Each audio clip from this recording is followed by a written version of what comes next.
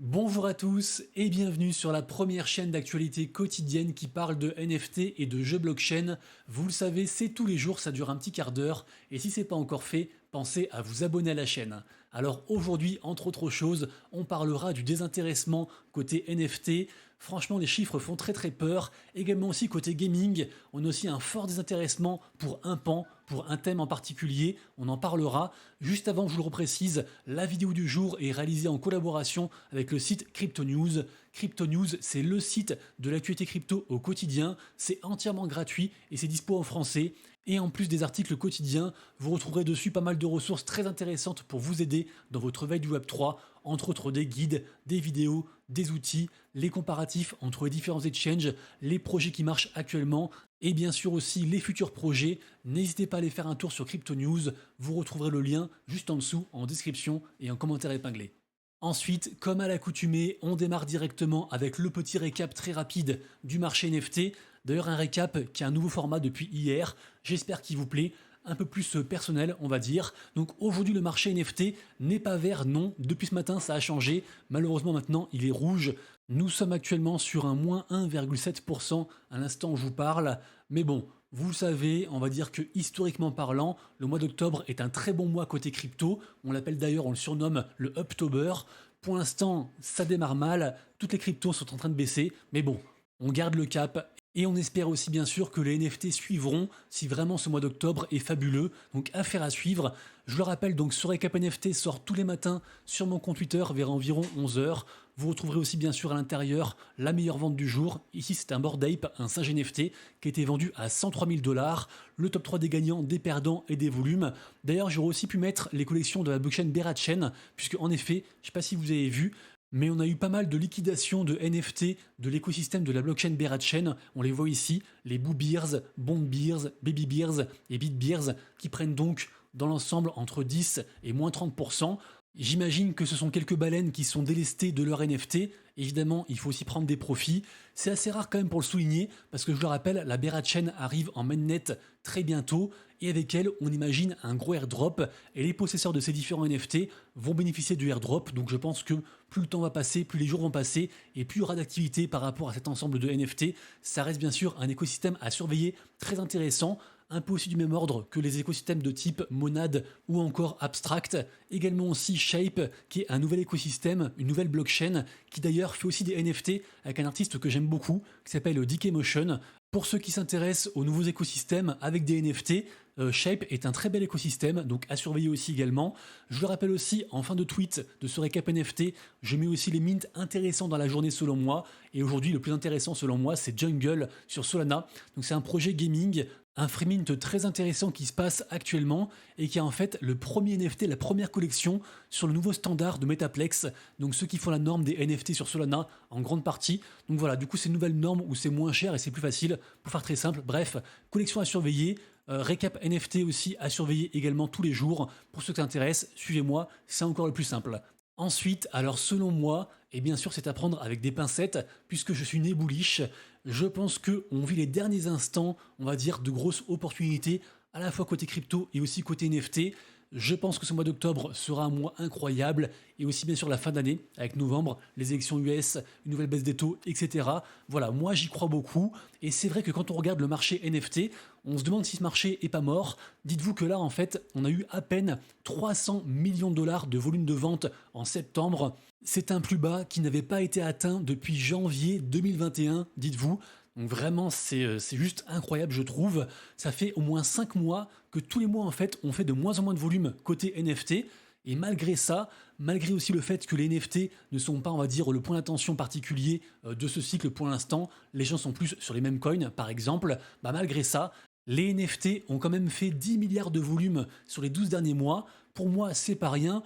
Pour moi, en fait, ça veut dire que ça reste un écosystème qui est très niche, les baleines accumulent, et un peu aussi comme le reste des marchés, pour moi, en fait, il vaut mieux acheter la peur, il vaut mieux acheter le désintéressement, et après vendre l'euphorie, et vendre en fait quand tous les nouveaux arrivent. Évidemment, ça reste un jeu, on va dire, c'est du PVP, finalement, le marché crypto, le marché NFT.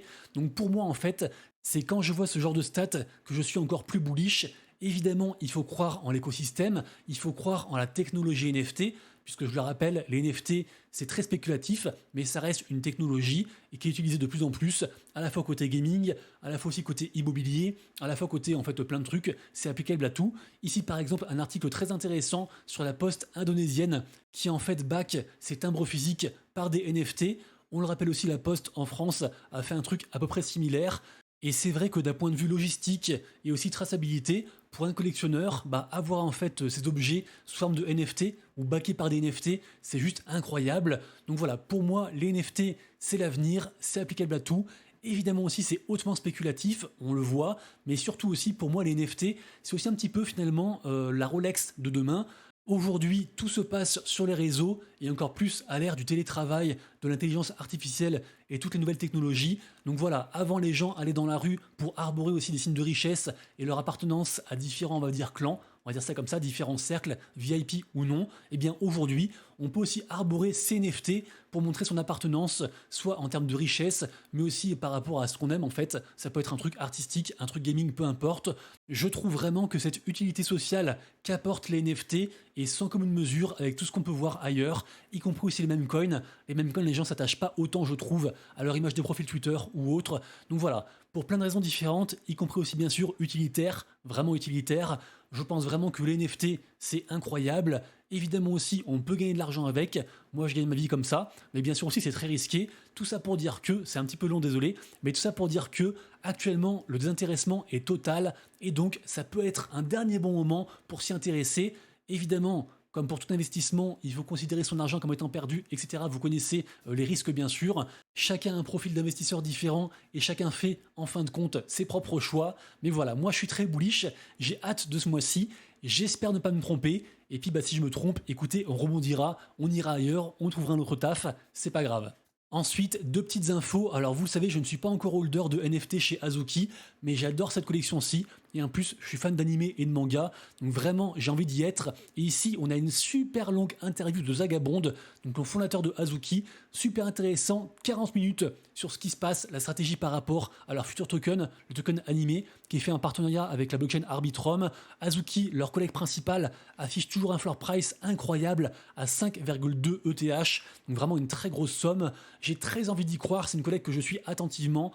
Et donc là, vraiment, une interview à voir. Et ensuite, deuxième information par rapport à la collection de chez Adidas, puisque Adidas a des NFT. Le chapitre 3 arrive très bientôt.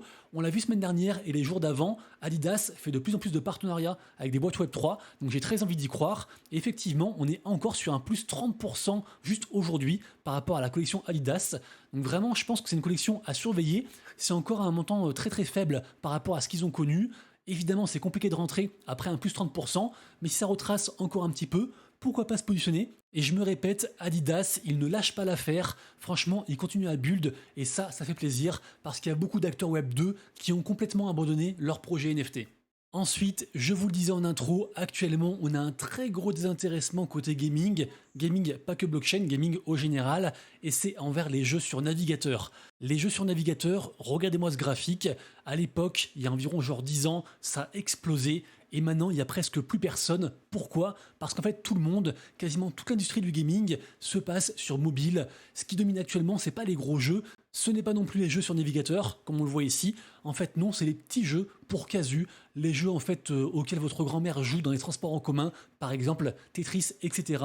C'est ça qui domine, et c'est ce qui explique sûrement, en partie, l'immense expansion qui se passe sur la blockchain de Telegram, donc l'écosystème Ton, The Open Network. Vous le savez, dans Telegram, il y a un wallet intégré, il y a plein de jeux qui arrivent dessus. Notamment, on a connu la grosse tendance des tap to earn. En 30 secondes, on peut jouer à un jeu, on va dire blockchain, gagner éventuellement de la crypto, et c'est juste un truc de fou. Alors évidemment, la grosse tendance tap to earn, pour ne parler que de celle-ci, qui a démarré avec le projet Notcoin, est en train un petit peu là de s'amenuiser. Beaucoup de gens sont déçus, notamment par rapport au airdrop des différents projets. Hamster Combat en tête de liste, bien sûr, ça a beaucoup déçu. Même si tout de même, je le précise, certains projets ont fait un chouette airdrop. Je pense par exemple à Catizone. On a aussi pas mal de projets qui vont en fait faire leur airdrop dans les jours prochains. Je pense bien sûr, entre autres choses, à X-Empire. Et bien sûr aussi, on a plein de projets qui continuent à s'engouffrer dans cette tendance tap to earn. Ici par exemple, une boîte que j'aime beaucoup, qui s'appelle GameStarter, qui est un gros écosystème très complet au niveau gaming blockchain, qui lance dès aujourd'hui son propre tap to earn. Et ça, c'est quasiment tous les jours. J'en parle d'ailleurs régulièrement, mais il n'y a aussi pas que des projets tap to earn sur Telegram, il y a aussi entre guillemets des vrais jeux. Je pense par exemple à Lumina Hunt, dont j'ai parlé je crois avant-hier, qui est un jeu très sympa que j'aime bien, qui est lié au projet Limitera sur la blockchain Ronin. Tout ça pour dire que la blockchain Ton est encore en pleine expansion côté gaming, et là sur Q3, donc le troisième quarter de cette année, on a eu plus 320% de croissance par rapport au jeu gaming. Je pense que ça ne va pas s'arrêter là, et je vois vraiment un monde où potentiellement ce serait un jeu sur Telegram, un jeu sur Ton, un jeu mobile qui favoriserait l'adoption de masse, un jeu peut-être un peu débile, mais auquel tout le monde jouerait, qui rapporterait peut-être aussi de l'argent et qui attirerait en fait des gamers du Web 2, comme on l'a vu avec Axie à la belle époque, ou encore avec Hamster Combat. Hamster Combat, certes, le airdrop était à chier, pourtant ça a unboardé, ça a fait venir plein de gens en fait du Web 2 dans la crypto. Bref, pour toutes ces raisons, l'écosystème Ton, et particulièrement côté gaming, je trouve, est un écosystème à surveiller impérativement pour ce bull run. Ensuite, on change d'écosystème et on part sur Abstract. Abstract, donc, la blockchain, on va dire des petits penguins, grosse collection NFT sur Ethereum, désolé pour le coup dans le micro. Et ici, en fait, on a le second jeu qui se lance sur Abstract. Ce sera un RPG, ça s'appelle On-Chain Heroes. On peut déjà commencer à gagner des watlists pour pouvoir minter ce projet. Et en fait, ce projet, ce RPG, sera complètement on-chain à 100%. Et donc sur Abstract, moi je pense que les tout premiers projets sur Abstract sont impérativement à surveiller. Je vous invite bien sûr à faire vos propres recherches. Et pour terminer, petit rappel sur deux projets que j'aime bien. Le premier c'est Small Bond. Small Bond c'est un RPG, on va dire un petit peu à l'ancienne. Quelques images à l'écran pendant que je parle. Et en fait Small Bond c'est backé par un groupe qui s'appelle Trésor DAO. Et c'était vraiment le gros écosystème qui drivait tout le gaming côté Arbitrum. Dernièrement, ils ont annoncé être partis et ils arrivent sur ZK Sync. Et pour moi, Small Bond, on va dire que c'est le projet, le meilleur projet selon moi de l'écosystème Trésor DAO. Et donc petit rappel, puisque en effet, ceux qui avaient fait la campagne de airdrop dont j'ai parlé il y a plusieurs mois et qui ont terminé dans les 9000 premiers, et ben ceux-ci en fait ont reçu dans leur wallet un NFT, donc vérifié. Et grâce à ce NFT, qui n'est pas encore vendable, qui n'est pas encore transférable, on pourra avoir accès donc à des playtests fermés avec aussi bien sûr des récompenses. Ensuite, je vous le rappelle, c'était sorti il y a quelques jours pour un groupe restreint de personnes, mais du coup ça y est, officiellement donc pour tout le monde, c'est disponible. Le jeu Ragnarok sur la blockchain Ronin est dispo. Donc c'est un jeu de stratégie en temps réel, c'est un petit jeu, mais sur Ronin, il y a plein de petits jeux comme ça qui sont assez hypés. En plus, on peut aussi avoir un retour sur investissement avec leur NFT en général. C'est un projet que j'aime bien. Ça se lance aujourd'hui sur iOS et sur Android, donc pourquoi pas. Et pour terminer aussi, petit rappel, alors le snapshot a été fait, mais sachez que la grosse blockchain, on va dire gros écosystème qui s'appelle Carve, qui est un écosystème axé gaming et aussi intelligence artificielle, Carve a donc annoncé aujourd'hui la saison 1 de son airdrop avec 40 millions de tokens Carve à distribuer aux gens. Donc voilà, en plus il y a déjà le lien aussi pour checker du coup son airdrop. Pourquoi pas, ça reste aussi bien sûr un très gros écosystème, donc n'oubliez pas de checker bien sûr si vous avez participé. Merci à tous d'avoir suivi la vidéo, j'espère qu'aujourd'hui encore je vous ai apporté un petit peu de valeur. Si c'est le cas et si vous avez aimé, vous pouvez soutenir en likant la vidéo et en vous abonnant à la chaîne, on est presque 15 000. Merci à tous pour le soutien et quant à nous, on se retrouve donc dès demain pour la prochaine vidéo. Et d'ici là, comme toujours, prenez soin de vous, de vos proches et de vos wallets. C'était Monsieur Rabbit, ciao.